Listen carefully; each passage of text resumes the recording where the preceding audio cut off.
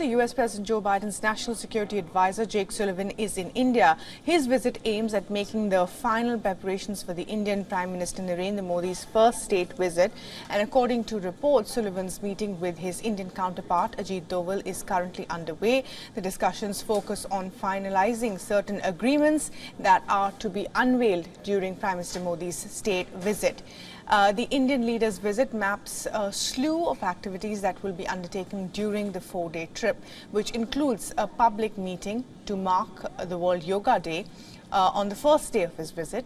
This will be followed by an address to the US Congress and a state dinner hosted by President Biden and the First Lady.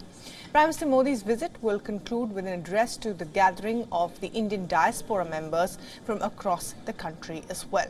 Now, according to reports, a defense co-production deal for fighter jets is on the table following a recent visit by the US Defense Secretary Lloyd Austin to New Delhi.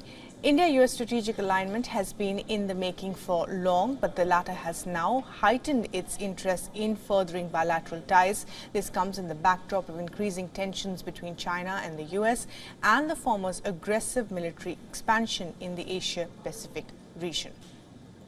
For more on this, our principal diplomatic correspondent Siddhant Sibal sent us this report. Listen in. The American NSA is here in Delhi for key talks with his counterpart, the Indian NSA Ajit Doval. The visit coming just days before the Indian Prime Minister travels to Washington. We know that the visit will be focusing on various pacts which are expected to be signed during the Indian Prime Minister's visit to Washington, but also on various convergences both sides have. We know amidst the geopolitical changes the world is witnessing, both countries have come closer on various aspects, whether it's critical technology or people-to-people relationship.